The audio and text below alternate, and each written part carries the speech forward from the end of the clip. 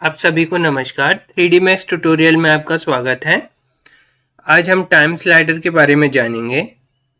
हम standard primitive और extended primitive complete कर चुके हैं। हम कंपाउंड ऑब्जेक्ट में आगे बढ़ रहे हैं, लेकिन उसके लिए हमको सबसे पहले टाइम स्लाइडर जानना ज़रूरी है। तो चलिए शुरू करते हैं। तो टाइम स्लाइडर में आपको डिफ़ॉल्ट वैल्यू 0 से 100 के बीच में यहाँ पे मिलती है। ये फ्रेम काउंट होते हैं। इनको हम सेट कर सकते हैं।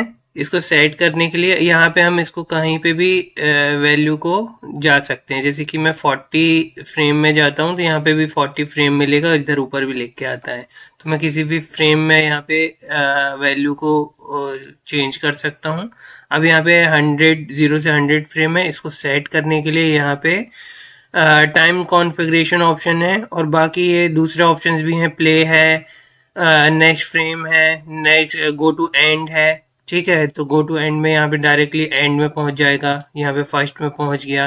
नेक्स्ट फ्रेम में हम ऐसे बढ़ सकते हैं 1 बाय 1 आगे। ठीक है, तो यहाँ से हम डायरेक्ट ऑप्शन ले सकते हैं। यहाँ पे डायरेक्ट फ्री की फ्रेम में टाइप करूँगा तो उसकी फ्रेम में पहुँच सकता हूँ। तो इस तरह से ये वैल्यूज़ काम करती हैं। यहाँ पे टाइम कॉन्फ़िगरेशन ऑप्शन है, उस पर मैं क्लिक करता हूँ तो यहाँ पे ये ऑप्शन डायलॉग बॉक्स आ जाता है। ऑप्शन है हमारे पास NTSC, पाल, फिल्म, कस्टम। तो हम जनरली इन दो पे हम वर्क करते हैं, NTSC और पाल में। फिर दूसरा ऑप्शन यहाँ पे मिलता है ये इसका टाइम डिस्प्ले का। बाय डिफ़ॉल्ट फ्रेम में सेट है ये। इसको मैं टाइम स्टैम्प पे भी रख सकता हूँ। तो टाइम पे क्लिक करूँगा तो यहाँ पे टाइम वैल्यू दिखने लगेगी। अभी 3.1 सेकेंड्स यहाँ पे दिख रहा है आपको, और फ्रेम में काउंट करूँगा तो 100 फ्रेम है।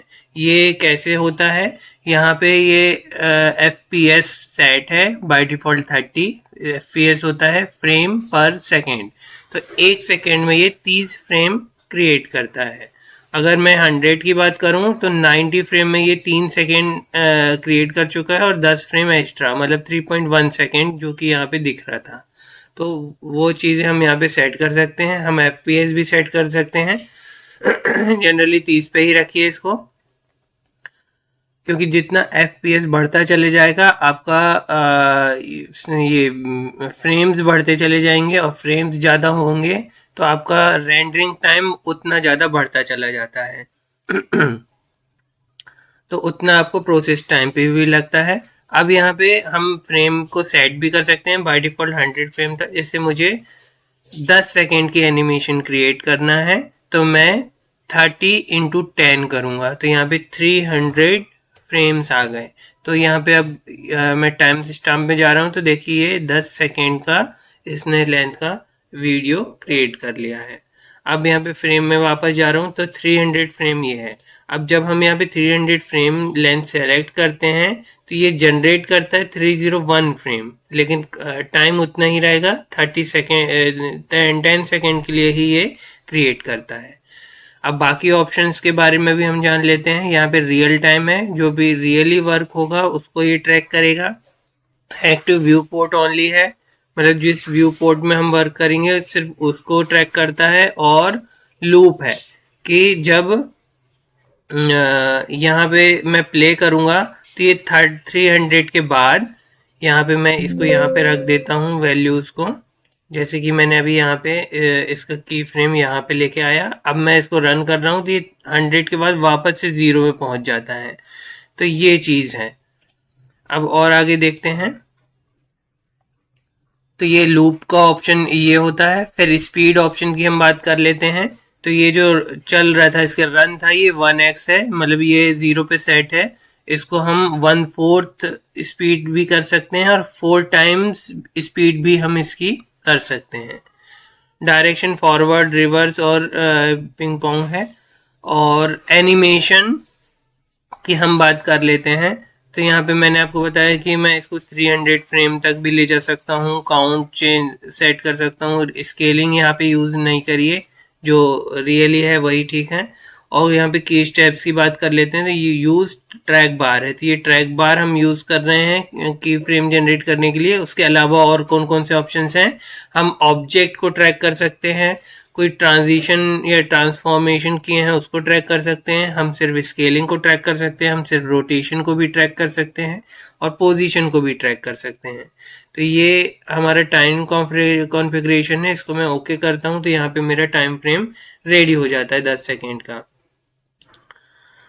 फिर इसके बाद हम की फ्रेम्स ये हो गए। अब यहाँ पे कैसे की फ्रेम जनरेट होती है और कैसे ये ग्राफ एक क्रिएट होता है मैं वो बता रहा हूँ। उसके लिए एक नॉर्मल सी एक ज्योमेट्री मैं क्रिएट कर लेता हूँ, जैसे कि मैं एक यहाँ पे स्फीयर क्रिएट कर लेता हूँ। तो मैंने एक स्फीयर क्रिएट किया, यहाँ पे इसके बटन दबाया तो ये ऑब्जेक्ट मेरे पास एक आ गया। अब मैं इस बॉल को यहाँ पे ऐसे घुमाना चाहता हूँ, रन करना चाहता हूँ।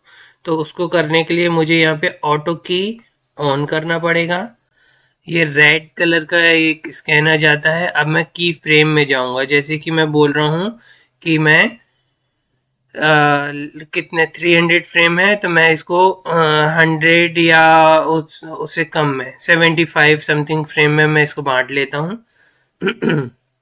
यहाँ पे 75 फ्रेम में मैं आया आसपास और इसको मैंने यहाँ पे आगे ड्रैग कर दिया। ठीक है, तो ये ड्रैग किया और यहाँ पे मैंने इसको एक की फ्रेम यहाँ पे इसकी जनरेट कर लिया। तो यहाँ पे एक की फ्रेम जनरेट हो गई, प्लस में दबाएंगे तो एक की फ्रेम जनरेट हो जाती है। फिर मैं और आगे जाता हूँ, लगभग 150 में जाता हूँ और मैं इसको और आगे मूव करा देता हूँ और इधर पे मैं फिर से एक की फ्रेम जनरेट कर देता हूँ। फिर ऐसे ही आगे जाता हूँ, लगभग 225 में आगे जाऊँगा और एक की फ्रेम वापस जनरेट कर देता हूँ।